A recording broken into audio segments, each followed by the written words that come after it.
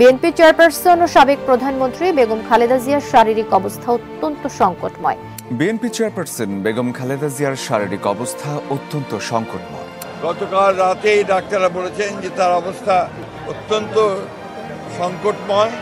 বাংলাদেশের সাবেক প্রধানমন্ত্রী ও বিএনপি চেয়ারপারসন বেগম খালেদা জিয়া তার শারীরিক অবস্থা এখন অত্যন্ত সংকটাপন্ন। ফুসফুসের সংক্রমণ, নিউমোনিয়া, কিডনি, লিভার, ডায়াবেটিক্স সব মিলিয়ে এক জটিল চিকিৎসা পরিস্থিতি। গত রবিবার শ্বাসকষ্ট নিয়ে তাকে দ্রুত এভার কেয়ার হাসপাতালে ভর্তি করা হয়। পরীক্ষা নিরীক্ষার পর দেখা যায় নিউমোনিয়ার সংক্রমণ বাড়ছে। 2 দিন আগে তাকে কেবিন থেকে সরিয়ে আনা হয় সিসিইউতে, যেখানে সার্বক্ষণিক নজরদারিতে রয়েছেন দেশি বিদেশি বিশেষজ্ঞরা। মেডিকেল বোর্ড প্রতিদিন বৈঠক করছে, তবে গত 2 দিন তার অবস্থার নোটিসেবল উন্নতি হয়নি, আবার নতুন কোনো অবনতিও দেখা যায়নি। বিএনপি মহাসচিব মির্জা ফখরুল ইসলাম আলমগীর হাসপাতালের সামনে সাংবাদিকদের বলেন, ডাক্তাররা জানিয়েছেন ম্যাডামের অবস্থা অত্যন্ত সংকটময়। ইনফেকশনের ঝুঁকির কারণে তারা সিসিইউতে প্রবেশ করেননি, বাইরেই দাঁড়িয়েই দেখে এসেছেন। আমির খসরু মাহমুদ চৌধুরীও জানান, অবস্থা এখনো ভালো নয়, চিকিৎসকরা সর্বোচ্চ চেষ্টা করছেন। দলের নেতারা বলছেন, দ্রুত উন্নত চিকিৎসার জন্য বিদেশ নেওয়ার সম্ভাবনাও আলোচনায় আছে। লন্ডনে থাকা তারেক রহমান এবং পুত্রবধূ ডাক্তার জুবাইদা রহমান প্রতিনিয়ত তার মায়ের শারীরিক অবস্থা দেখে যাচ্ছেন। ডক্টর জুবাইদা মেডিকেল বোর্ডেরও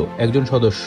যুক্তরাষ্ট্রের জনস হপকিন্স হাসপাতালের বিশেষজ্ঞরাও ভার্চুয়ালি আলোচনায় অংশ নিচ্ছেন। সিসিইউতে সর্বোচ্চ পর্যবেক্ষণে রাখা হয়েছে তাকে। এদিকে হাসপাতালে সবসময় উপস্থিত আছেন শামিলা রহমান সহ পরিবারের সদস্যরা। খালেদা জিয়ার অসুস্থতায় সারা দেশে উদ্বেগ ডানা বেঁধেছে।